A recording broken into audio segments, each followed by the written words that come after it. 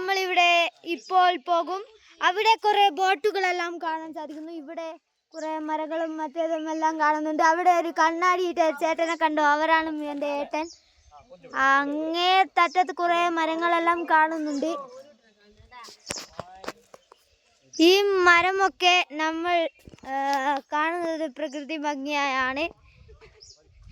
ഇപ്പോൾ നമ്മൾ പോകുന്നത് ചിൽഡ്രൻസ് പാർക്കിലേക്കാണ്. ഇത് നോക്കുക, കുറേ പുല്ലുകളുമായി എല്ലാവരും ഇതായി കിടക്കുന്നുണ്ട്. കണ്ടോ, അവിടെയാണ് ചിൽഡ്രൻസ് പാർക്ക്. ഇവിടെ ബോട്ടിൻ്റെ സ്ഥലം, അതിനുള്ളിലാണ് നമ്മൾ നേരത്തെ മീനുകളെല്ലാം കണ്ടത്. കണ്ടോ, അവിടെ കുറേ കാട് പിടിച്ച സ്ഥലം. ഇനിയും മുകളിലേക്കെല്ലാം പോകാനുള്ള സാധ്യതകളുണ്ട്. അവിടെ വലിയൊരു വ്യൂ പോയിൻ്റ് ഉണ്ട്. അവിടുന്ന് നോക്കിയാൽ നല്ല മേഘം താഴെയും നമ്മൾ മേലെയും ഉണ്ടാകും. അതും കഴിഞ്ഞ് അവിടെയും പോയി കഴിഞ്ഞ് നമ്മൾ നേരെ ഊട്ടിയിലേക്ക് പോകും.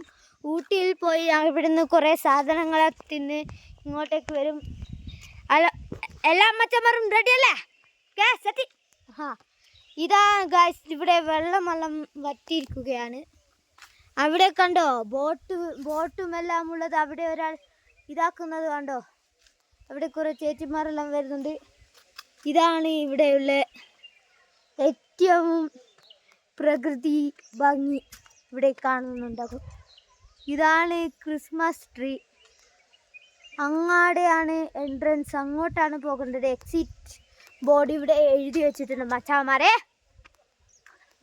എക്സിറ്റ് എല്ലാം ഇവിടെ എഴുതി വെച്ചിട്ടുണ്ട്. നമ്മൾ നേരത്തെ കുറേ ഫോട്ടോസ് എടുത്തിട്ടുണ്ടായിരുന്നു.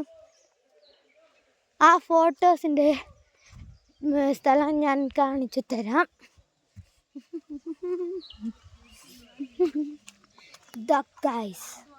ഇതാണ് ആ ഫോട്ടോസിൻ്റെ സ്ഥലം.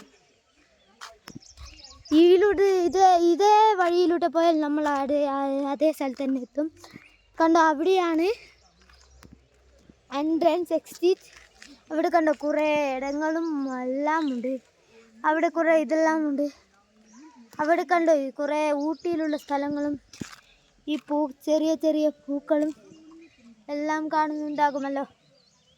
ഇപ്പോൾ നമ്മൾ ഇവിടെ കാണാൻ പോകുന്നത് ഇവിടെ ഫോട്ടോസുകളും ഈ പൂക്കളെല്ലാം കാണാനാണ് മച്ചാമാരെ.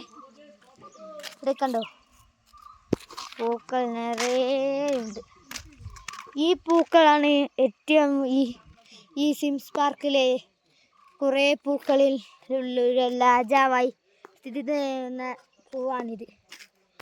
ഓക്കെ മച്ചാമാരെ, അടുത്ത വീഡിയോയിൽ റെഡിയല്ലേ? അപ്പോൾ